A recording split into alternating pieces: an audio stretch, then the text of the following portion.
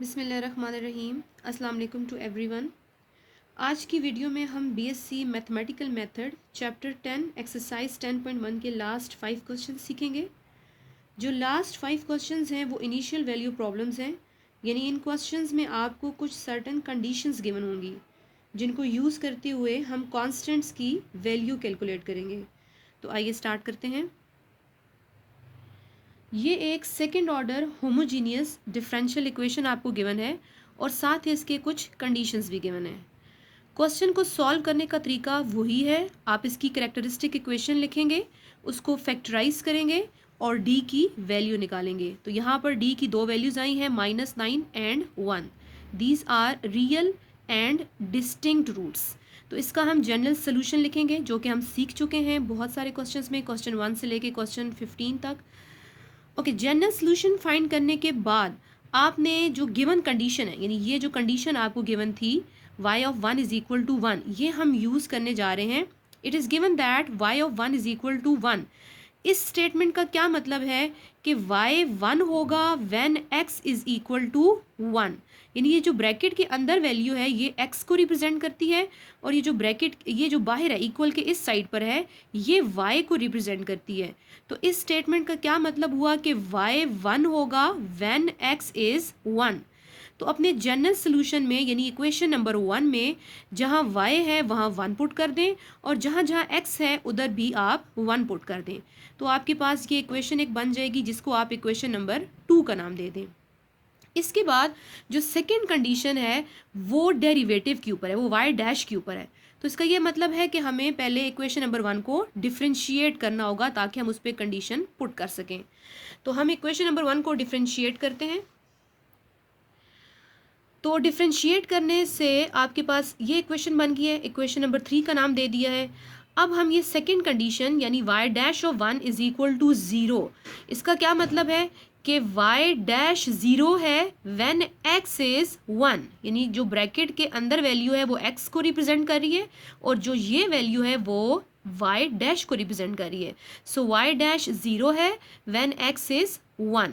तो ये वाली कंडीशन जो है इक्वेशन नंबर 3 में हम पुट करते हैं and after putting the values we get equation number 4।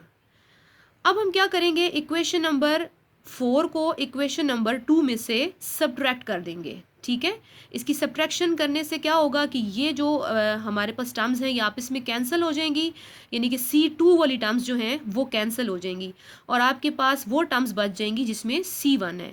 तो आप क्या करेंगे, इसमें से C1 की वैल्यू कैलकुलेट कर लेंगे। तो ये हमने C1 की वैल्यू कैलकुलेट कर ली है। सिमिलरली दूसरे कांस्टेंट की वैल्यू कैलकुलेट करने के लिए इस C1 की वैल्यू को आप इक्वेशन नंबर 4 में यानी इस इक्वेशन में पुट करेंगे, इक्वेशन 4 में।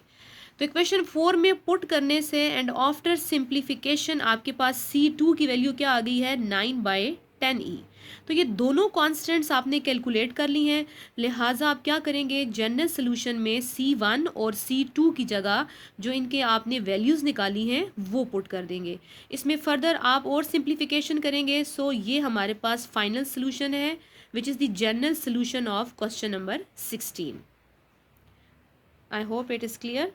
उसके बाद क्वेश्चन नंबर 17 है, ये भी second order homogeneous differential equation है और इसमें भी हमारे पास कंडीशंस जो हैं वो गिवन है। तो प्रोसीजर इज सेम कि हम कैरेक्टरिस्टिक इक्वेशन लिखते हैं इसकी और कैरेक्टरिस्टिक इक्वेशन को हम फैक्टराइज करेंगे और यहाँ से हमारे पास जो रूट्स आए हैं वो रिपीटेड रूट्स आए हैं। डी की वैल्यू -3 आई है दोनों केसेस में।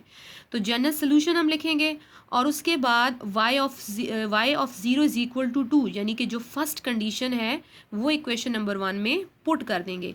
तो इस स्टेटमेंट का क्या मतलब है कि x 0 है और y 2 है। ठीक है, जो ब्रैकेट के अंदर होगा वो x को शो कर रहा है और जो इस साइड पर है यानी इक्वल के इस साइड पे वो y को शो कर रहा है। So y is 2 when x equal to 0। तो इक्वेशन नंबर 1 में जिधर y है वहाँ पर आप 2 पुट कर दें और जिधर x है वहाँ पर 0 पुट कर दें। तो ये पुटिंग करने से हमारे पास C1 की वैल्यू आ जाएगी और C1 की वैल्यू है 2। अब क्या करेंगे, सेकंड कंडीशन पुट करने के लिए हमें डेरिवेटिव लेना होगा इक्वेशन नंबर 1 का, क्योंकि जो सेकंड कंडीशन है वो डेरिवेटिव के ऊपर है, राइट। तो हम डिफ्रेंशिएट करते हैं इक्वेशन नंबर 1 को। जब हम इसको डिफ्रेंशिएट कर लेंगे कुछ इस तरह की फॉर्म बनेगी और इसमें हम सेकंड कंडीशन लिखते हैं। और सेकंड कंडीशन क्या है कि y dash of 0 is equal to -3, यानी कि y dash of 3 y dash equal है -3 के व्हेन x इज 0, राइट।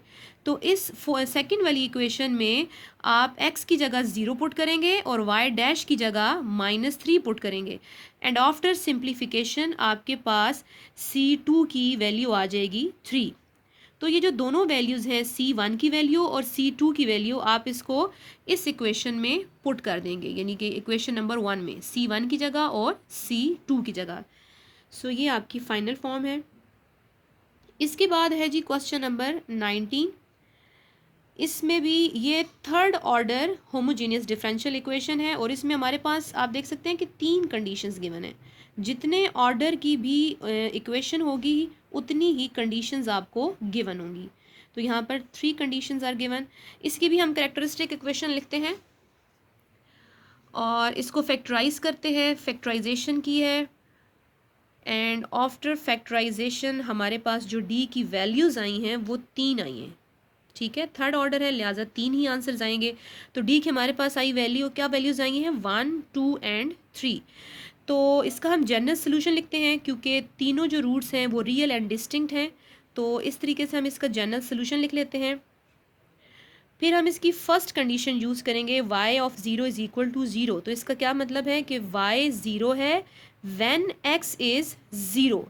तो इक्वेशन नंबर इसमें स्टैटिक में जहाँ जहाँ y है वहाँ भी 0 पुट कर दें और जहाँ जहाँ x है वहाँ भी 0 पुट कर दें। तो इस तरह से आपके पास एक कंडीशन, एक इक्वेशन बन जाएगी C1 plus C2 plus C3 equal to 0। इसको इक्वेशन नंबर 1 का नाम दे देते हैं। अब स्टैटिक को हम करेंगे डिफ्रेंशिएट क्योंकि जो अगली कंडीशन है वो y डैश के ऊपर है, इसीलिए हम इसको डिफ्रेंशिएट करेंगे। डिफ्रेंशिएटिंग से आपके पास ये वैल्यूज़ आ जाएंगी। इसको हमने डबल स्टैटिक का नाम दे दिया है। तो सेकंड कंडीशन है y dash of 0 is equal to 0, ठीक है। तो जो सेकंड आपने फर्स्ट डेरिवेटिव निकाला है जिसको आपने डबल स्टैटिक का नाम दिया था, उसमें y डैश को आप 0 पुट करेंगे जबकि x को भी आप 0 पुट करेंगे। तो ये सारी पुटिंग करने से आपके पास एक सेकंड इक्वेशन बन जाएगी जिसको आप नाम दे देंगे रोमन में इक्वेशन नंबर 2 का। अब हमारे पास एक कंडीशन y डबल डैश की भी है, इसका मतलब है कि हमें सेकंड डेरिवेटिव भी निकालना है। तो हम सेकंड डेरिवेटिव निकालते हैं और उसके बाद जो सेकंड डेरिवेटिव पे कंडीशन है वो है y double dash of 0 is equal to 2। तो इस स्टेटमेंट का क्या मतलब है कि y डबल डैश 2 है व्हेन x इज़ 0, राइट। तो ये जो आपकी सेकंड डेरिवेटिव वाली इक्वेशन है इसमें आप हर x की जगह 0 पुट करेंगे और y डबल डैश की जगह 2 पुट करेंगे। तो इस तरह आपके पास ये इक्वेशन बन जाएगी जिसको हमने इक्वेशन नंबर 3 का नाम दिया है। अब इन इक्वेशंस को हम साइमल्टेनियसली सॉल्व कर लेंगे। ये आप देख सकते हैं कि इसको हमने साइमल्टेनियसली सॉल्व कर लिया है और सॉल्व करने से वैल्यूज़ आ गई हैं। C3 की वैल्यू 1 आई है, C2 की वैल्यू -2 आई है और C1 की वैल्यू 1 आई है। So the general solution is, general solution में जहाँ जहाँ कॉन्स्टेंट्स थे C1, C2 एंड C3 आप उनकी वैल्यूज़ पुट कर देंगे। उसके बाद क्वेश्चन नंबर 18 है। क्वेश्चन नंबर 18 अगेन एक second order homogeneous differential equation आ गई है। इसकी कैरेक्टरिस्टिक इक्वेशन लिखें, इसको फैक्टराइज करें। फैक्टराइज अगर नहीं होता तो क्वाड्रेटिक फार्मूला लगाएं, डी की वैल्यूज़ निकालें। यहाँ पर डी की वैल्यूज़ जो हैं वो कॉम्प्लेक्स रूट्स आई हैं और हम इसका जनरल सोल्यूशन लिखेंगे जो कि हम ऑलरेडी सीख चुके हैं। और कंडीशन जो है y of 0 is equal to 3, ये कंडीशन हम यूज़ करेंगे अपने इस स्टैटिक इक्वेशन पे, यानी कि y 3 है when x is equal to 0। तो ये वैल्यूज़ स्टैटिक में पुट करने से आपके पास C1 आ जाएगा 3। इसी तरह सेकंड कंडीशन यानी कि y डैश वाली कंडीशन पुट करने के लिए हमें स्टैटिक का डेरिवेटिव लेना होगा। तो हमने इसका डेरिवेटिव लिया है। डेरिवेटिव लेने से हमारे पास ये आंसर आ गया है। तो सेकंड कंडीशन क्या है कि y dash of 0 is equal to -1, यानी कि y डैश -1 है व्हेन x इज़ 0। तो इसमें इस वाई डैश में, वाई डैश वाली इक्वेशन में जहाँ जहाँ एक्स है आप ज़ीरो पुट कर दें और जहाँ पर वाई डैश है वहाँ पर -1 पुट कर दें। तो इस तरह आपके पास एक इक्वेशन बन जाएगी जिसको हमने इक्वेशन नंबर 2 का नाम दे दिया है। ओके, जो आपने C1 की वैल्यू निकाली हुई थी उसको आप इस इक्वेशन में पुट करेंगे तो इस तरह आफ्टर सिंप्लीफिकेशन आपके पास C2 की वैल्यू आ जाएगी। तो इस तरह आपकी जो स्टेरिक है वो बन जाएगी y is equal to 3 cos 2x plus 4 sin 2x into E की पावर -3x, यानी कि ये C1 और C2 की जगह आपने वैल्यू पुट कर दी है। So this is our required solution. उसके बाद लास्ट क्वेश्चन है क्वेश्चन नंबर 20। ये fourth order homogeneous differential equation है। फिर डेफिनेटली इसमें हमारे पास कंडीशंस भी 4 ही गिवन होंगी और ये 4 ही कंडीशंस हैं, आप देख सकते हैं। इसकी भी कैरेक्टरिस्टिक इक्वेशन लिखते हैं, फैक्टराइज करते हैं और डी के आंसर्स निकाल लेते हैं। तो डी के 4 आंसर्स आए हैं जिसमें से 3 आंसर्स ज़ीरो हैं, यानी कि ये रियल एंड रिपीटेड रूट्स हैं और 1 जो है वो इसमें डिस्टिंक्ट है। तो इसका जनरल सोल्यूशन आप लिखेंगे और जनरल सोल्यूशन लिखने के बाद पहली कंडीशन आप इसमें अप्लाई करेंगे। पहली कंडीशन अप्लाई करने से ये इक्वेशन नंबर 1 बन जाएगी और उसके बाद सेकंड कंडीशन है y dash of 0 is equal to 1। ये कंडीशन अप्लाई करने के लिए आपको जो जनरल सोल्यूशन निकाला था जिसको आपने स्टेरिक का नाम दिया है उसको डिफ्रेंशिएट करना होगा और डिफ्रेंशिएट करने के बाद आप वैल्यूज़ पुट करेंगे, y डैश की जगह 1 पुट करेंगे और x की जगह 0 पुट करेंगे। तो इस तरह ये इक्वेशन नंबर 2 आ जाएगी। दोबारा से डिफ्रेंशिएट करना है डबल स्टेरिक को क्योंकि हमें सेकंड ऑर्डर की भी कंडीशन गिवन है, यानी कि y डबल प्राइम की कंडीशंस भी गिवन है। तो दोबारा डिफ्रेंशिएट करने से ये फॉर्म बन गई है। अब जो हमारी थर्ड कंडीशन थी वो ये थी कि y double prime of 1 is equal है किसके, 3e के। तो ये स्टेटमेंट हमें क्या बताती है कि y डबल डैश 3e है व्हेन x इज़ 1। तो इस वाली इक्वेशन में जहाँ पर y डबल डैश है वहाँ पर आप 3e पुट कर दें और जहाँ पर x है वहाँ पर आप 1 पुट कर दें। तो आफ्टर सिंप्लीफिकेशन ये इक्वेशन बन जाएगी जिसको इक्वेशन नंबर 3 का नाम दिया है। अब एक दफ़ा फिर से आप इसको डिफ्रेंशिएट करेंगे क्योंकि हमारे पास थर्ड ऑर्डर की भी कंडीशन गिवन है, ठीक है, यानी कि y ट्रिपल प्राइम की कंडीशन भी गिवन है।